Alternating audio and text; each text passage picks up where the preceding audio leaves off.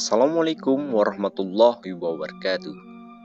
Selamat datang di channel Sudut Kamar Yori, di mana di channel ini saya akan menyajikan beragam cerita seperti cerita sejarah, misteri, mistis, horor, dan mitos.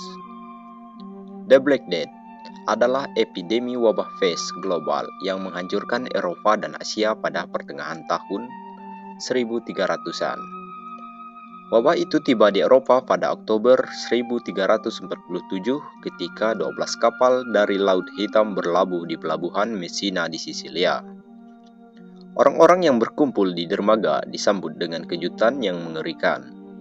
Sebagian besar pelaut di atas kapal tewas, dan mereka yang masih hidup sakit parah dan dipenuhi bisul hitam yang mengeluarkan darah dan nanah. Otoritas Sisilia segera memerintahkan armada kapal kematian keluar dari pelabuhan, tetapi semuanya sudah terlambat. Selama 5 tahun ke depan, kematian hitam akan membunuh lebih dari 20 juta orang di Eropa, hampir sepertiga populasi benua pada saat itu. Bagaimana wabah hitam ini dimulai? Bahkan sebelum kapal kematian ditarik ke pelabuhan di Messina, banyak orang Eropa telah mendengar desas-desus tentang wabah besar yang mengukir jalur kematian di jalur perdagangan timur dekat dan jauh. Memang pada awal tahun 1340-an, penyakit itu menyerang Cina, India, Persia, Suriah, dan Mesir. Wabah tersebut diperkirakan berasal dari Asia lebih dari 2000 tahun yang lalu, dan kemungkinan disebarkan oleh kapal pedagang. Meskipun penelitian terbaru menunjukkan patogen yang bertanggung jawab atas kematian hitam mungkin telah ada di Eropa sejak 3000 sebelum Masehi. Orang Eropa hampir tidak diperlengkapi untuk menghadapi kenyataan mengerikan dari kematian hitam ini. Pada pria dan wanita, tulis penyair Italia Giovanni Boccaccio. Pada awal penyakit, pembengkakan tertentu, baik di selangkangan atau di bawah ketiak, membesar sebesar apel biasa dan telur. Bisul-bisul ini yang disebut dengan vulgar. Darah dan nanah merembes keluar dari pembengkakan yang aneh ini, yang diikuti oleh sejumlah gejala tidak menyenangkan lainnya, seperti demam, menggigil, muntah, diare, sakit, dan nyeri yang parah dan kemudian dalam waktu singkat akan mengakibatkan kematian. Wabah bubonik menyerang sistem limfatik, menyebabkan pembengkakan pada kelenjar getah bening. Jika tidak diobati, infeksi dapat menyebar ke darah atau paru-paru. Bagaimana Black Death menyebar?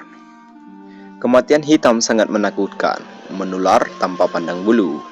Sekedar menyentuh pakaian, tulis Boccaccio, tampak dengan sendirinya mengomunikasikan penyakit kepada orang yang menyentuhnya. Penyakit ini juga sangat efisien. Orang yang sangat sehat ketika tidur di malam hari bisa mati di pagi hari. Saat ini, para ilmuwan memahami bahwa kematian hitam yang sekarang dikenal sebagai wabah disebarkan oleh hasil yang disebut sinar persis.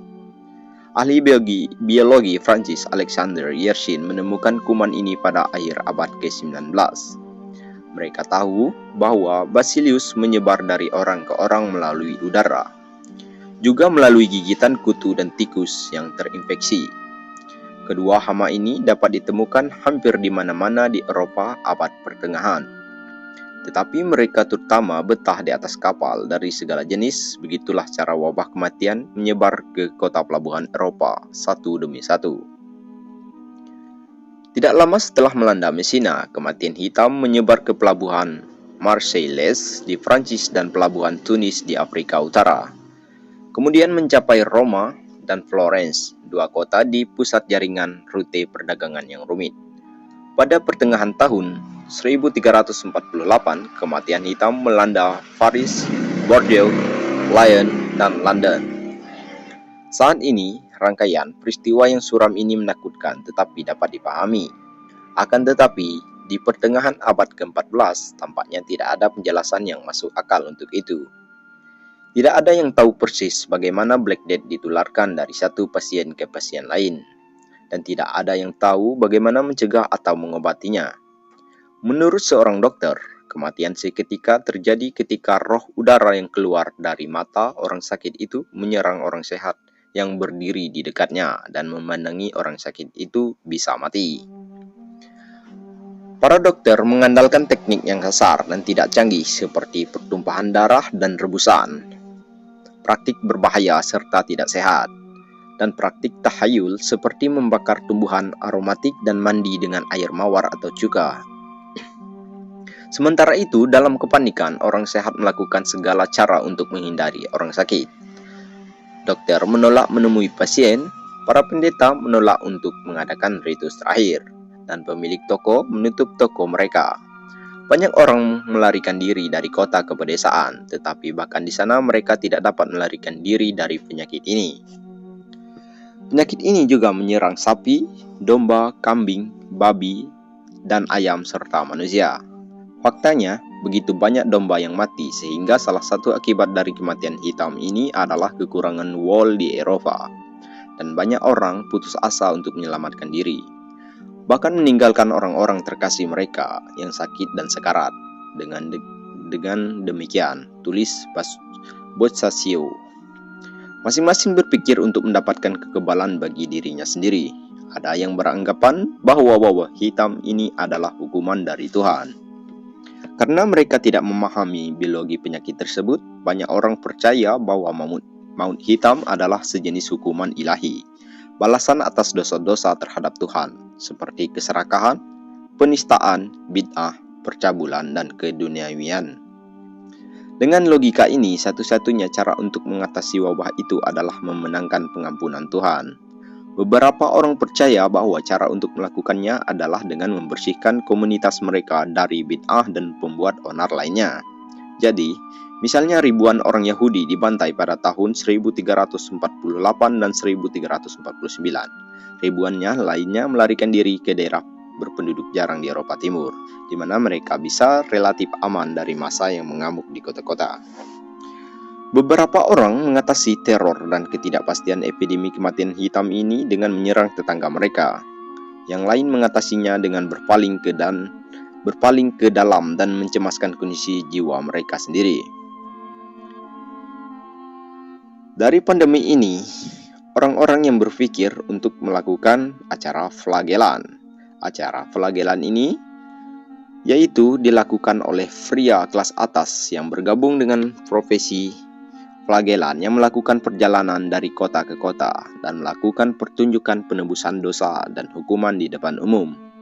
Mereka akan memukuli diri sendiri dan satu sama lain dengan tali kulit tebal bertabur potongan logam yang tajam.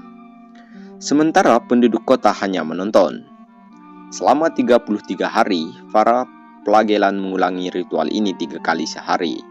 Kemudian, mereka akan pindah ke kota berikutnya dan memulai proses dari awal lagi. Meskipun gerakan flagelan memang memberikan kenyamanan bagi orang-orang yang merasa tidak berdaya menghadapi tragedi yang tidak dapat dijelaskan. Hal itu segera mulai mengkhawatirkan Faust yang otoritasnya mulai direbut oleh para flagelan. Menghadapi perlawanan kepausan ini, gerakan itu hancur. Kemudian, bagaimana kematian hitam ini bisa berakhir? Sebenarnya, wabah tidak pernah benar-benar berakhir dan kembali dengan pembalasan bertahun-tahun kemudian. Tetapi para pejabat di kota pelabuhan Ragusa dapat memperlambat penyebarannya dengan mengisolasi para pelaut yang tiba sampai jelas bahwa mereka tidak membawa penyakit. Menciptakan jarak sosial yang bergantung pada isolasi untuk memperlambat penyebaran penyakit. Para pelaut awalnya ditahan di kapal mereka selama 30 hari. Periode yang kemudian ditingkatkan menjadi 40 hari atau karantina, asal mula istilah karantina dan praktik yang masih digunakan sampai sekarang. Apakah wabah hitam masih ada? Epidemi kematian hitam telah berakhir pada awal tahun 1350-an, tetapi wabah tersebut muncul kembali setiap beberapa generasi selama berabad-abad. Sanitasi modern yang praktik kesehatan masyarakat telah sangat mengurangi dampak penyakit ini, tetapi belum menghilangkannya.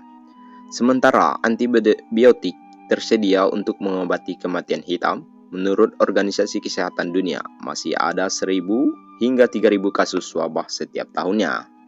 Nah, itu cerita dari Black Death, guys. Untuk kalian yang ingin mendengar cerita seperti ini, jangan lupa klik tombol subscribe dan jangan lupa nyalakan lonceng notifikasinya agar kalian tidak ketinggalan video menarik selainnya.